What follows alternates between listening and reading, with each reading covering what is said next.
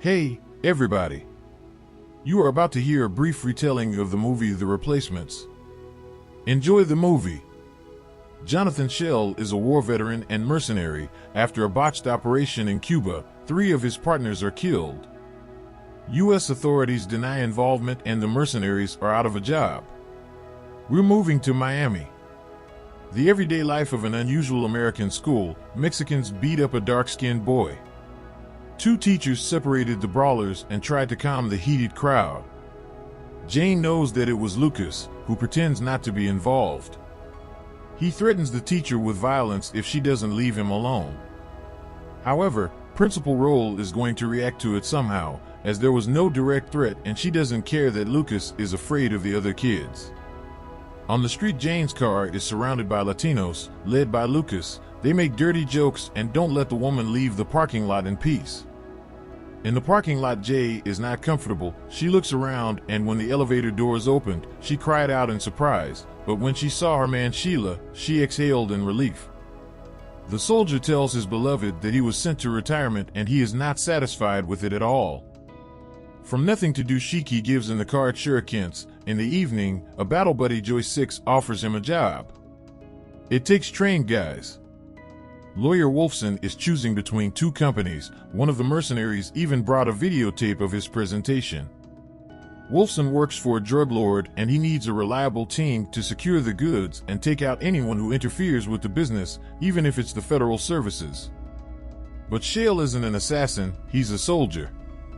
He grabs Fart by the throat and he shits his pants. Wolfson's lucky he's a soldier after all. The thing is, the vet's a drug dealer. He'd rather be out of a job. When Jane went for a jog along the waterfront, she was caught by some big Indian and hit in the leg with a stick. He was prevented from striking again by Schell, who was looking for his girl. Despite his training, the veteran couldn't handle the big man and ran away when he heard the police siren. Jane has a broken leg. She is sure that the Indian was sent by Lucas, but asks Schell not to do anything, or he will definitely plant a grenade on him. Jane asked a man to call a teacher to fill in for her at school, but the teacher replied that he was busy. The unemployed soldier then asked his friends to forge his teaching certificate and enter it into the teacher's database. The very next day, he went to school as James Smith. Pulling on his jacket, Sheila looked around to see who he would be dealing with. In the hallway, he met Principal Raleigh, who pretended to be concerned about the health of a battered teacher. The classroom is in complete chaos, with students stealing equipment, dancing, or just sleeping. When Sheila decided to get acquainted with the kids, he was immediately hit by an empty beer can. Students actively sabotaged roll call and made vulgar jokes. It's Lucas' turn. Now Shiloh knows what the juvenile thug who sent his girlfriend to the hospital looks like. No one wants to learn history. Jerome, for example, prefers to read the agent's rap. Schell walks into the teacher's lounge and meets Sherman, and librarian Anna, recognizing Jane's broken leg, concludes that it's best not to mess with the KR. The KKK are the Kings of Destruction, the local school gang. Their leader Lucas had a hand in the teacher's murder. Jane wanted him expelled, but the principal's covering for him for some reason. Roll used to work for the police, in the gang unit, and now he's getting involved in politics. Schell walks into the principal's office to see who he's dealing with. The men study each other. Roll noticed the teacher's tattoos and scars, while Schell noticed the principal's expensive watch. In a dangerous place like this school, he might as well have his arm chopped off to take them away. But Roll, on a cricket bat, immediately showed that he's not to be trifled with. Schell came to the firing range and offered his mercenary friends to help him with the school gang, but Cole doesn't like the fact that Schell is doing some bullshit that doesn't bring in the dough. For such rudeness immediately suffered his balls. The rest of our heroes suggested that the rest of the gang should still rub the gang. Most likely they deal with drugs, so they'll have serious money. The next day his men infiltrated the school under the guise of workers. Today Schell is not so kind as on the first day. He started talking about Vietnam. And the Thronkin this time went back into the thrower's face. Tay decided to hit the teacher, but the teacher unexpectedly clobbered the goon and made him lick the floor. Rodriguez at first refused to give up Shiloh, but quickly changed his mind when the teacher bent his fingers. Rodriguez excused himself to the nurse's station, where he immediately complained about the teacher to the principal. Gopnik threatens to drag the administration through the courts. Relay calls a security guard for help, while Sheila talks about how she destroyed the Viet Cong. The students, too, boast scars from bullets and live wounds from street wars. Lucas doesn't like the fact that the teacher managed to reign in the class. Sheila's boys set up video cameras everywhere. The principal came into the classroom and reminded the teacher that corporal punishment was not allowed, and if he didn't apologize to the students, he would be fired. The teacher reminded him that he couldn't be fired without 2 weeks' notice. Relay runs a background check on the unusual teacher, and his phone is already tapped by the mercenaries. Jane managed to get home on crutches. On her desk she found a card that made her very sad. Her student Lisa wished her a speedy recovery. In the schoolyard in the hallway, everyone stares at the dangerous teacher. Lucas is late for class and Shale has him write on the board 100 times. "I apologize." Shale tells how in his youth he was also a member of a biker gang, the kind of stories that are not to his liking, but the main thing to remember is that nothing good is going to happen to them there, except for a one-way ticket. He talks about the central prison, which awaits such citizens as soon as they turn 18. Jerome thinks it's better than a lifetime of working for poverty wages. A dozen school children already have children, and for some reason the young people don't want them to join gangs either. So why don't they think about their safety and future? The principal came into the classroom and told Shale that he wanted to talk to him after the meeting. Roll also met with Lucas in the restroom. Shale heard them and prepared himself. Put on a bulletproof vest and loaded a gun and armed themselves and the juvenile delinquents. Lucas wants to cut up the teacher first before shooting him. When Shale sees the car with the bandits, he pretends to be scared and runs back into the building. The principal sent guards to help the thugs. Shale ran into the library and ordered Anna to lie down on the floor. The soldier immediately disarmed the men, the principal taking one of them at gunpoint. The woman was ordered to bring out the weapons cart and call the police in 15 minutes. Shale wanted to play with the attackers and deal with them in hand-to-hand combat. He threw one thug out the window.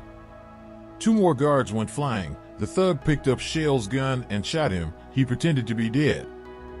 The next one was supposed to be Anna, but the veteran twisted the gunman and threw him out the window as well. Just like that, Shale has warmed up, and for some reason the principal doesn't want to talk to him anymore. Sherman came to check on Jane, and then he saw a picture of them together with a man pretending to be a teacher. Shale came home with food. Jane asked him where he worked, then called him Mr. Smith and shoved rice in his face. Meanwhile, Joy got on Lucas' tail and the gangsters swapped cars outside the grocery store. Shale tells her sweetheart that the principal is involved with a street gang and also confesses that he has become partial to the students. They listen to him. The mercenaries continue to monitor the gang. They are called Shale here as well. He recognized the Indian who attacked Jane. A boat arrives at the dock. The goods are exchanged for money. Joey will take the boat and Shale will take the Indians. He left a gun on the bandits and ordered them to lie down on the ground. Joey, the other couple, just shot them. Suddenly Holland ran up, took the gun away from Shale, and let the big man punch the veteran in the face. But he was in better shape today, and he kicked the Indian's ass, which was Holland's idea of fun. He finally shot the Indian and gave Shale the gun. He took the bag of drugs and threw it in the sea. He only let his friends take the money. Raleigh found out about the deal going south on the news.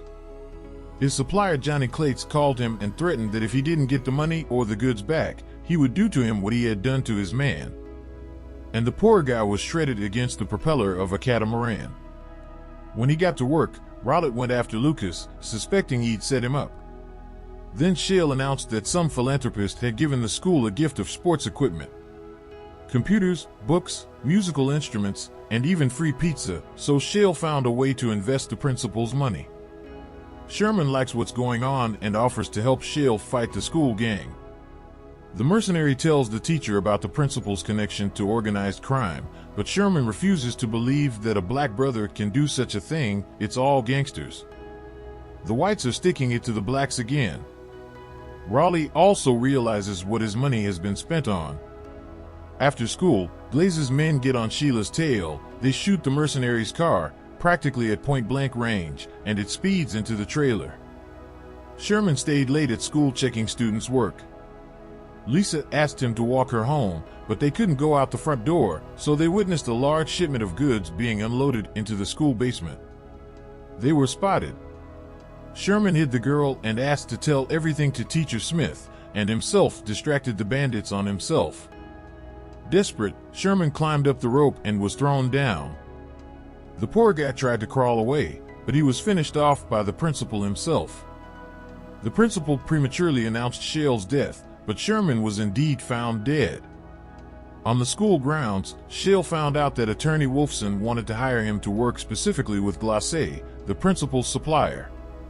Cornered, the mercenary had him interrogated and had to tell him everything he knew about Rolla and the supply to the various schools.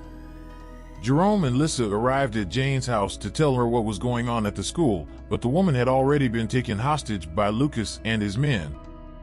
The teacher had to lure Shell here as well. Realizing that the matter was not clean, he took shurikens and throwing knives with him. After ringing the doorbell, Shell introduced himself as a different man and covered his face with a box. He shot one of the thugs, but he was tasered and disarmed. Lucas called Glites and the latter ordered him to finish off the mercenary, but there was a knock on the door from the homeowner. Shell took advantage of the hitch and took out 3 of Lucas' aides. The schoolboy took Jane hostage and was about to kill the teacher, but he was shot by Jerome, who had time to pick up a gun. Fox said that the criminals stacked the goods in the boiler room and killed the teacher Sherman. Shell decided to deal with all the bandits at once. He threw the corpses in the car and left it near the base of Glites. The chief was told that they saw Shell at the school, and he and his friends had already ambushed the building. A group of mercenaries arrived at the school with Glacé. Velman was almost shot by a sniper. Another group of mercenaries arrived and a firefight broke out. Joy ambushed the teacher's lounge while Shell and Velman shot back in the hallways. Soon a grenade launcher started firing in the schoolyard. Cole placed explosives under the bags of goods and finished off the stunned mercenaries. At the same time, their leader slew Wellman, but he himself fell into Shell's trap and was shot at the school board. Ram, who was covering his friends from the roof, was soon mortally wounded. Breaking the check off a grenade, he took the enemy gunner with him as well. Holland had Glites in his sights, but approaching from behind he was shot by the director. As he was dying, he told Shell that they were waiting for him. He outsmarted the bandits, but a fight broke out between him and the director. Shell was wounded by Glites, and he was shot by Holland. Rawl escaped, but only to attack the veteran. He even managed to grab a gun from around the corner, but Shell finished him off with his signature punch. After the massacre, only Joey and the substitute teachers survived. The mercenaries decided that it was time to change their jobs.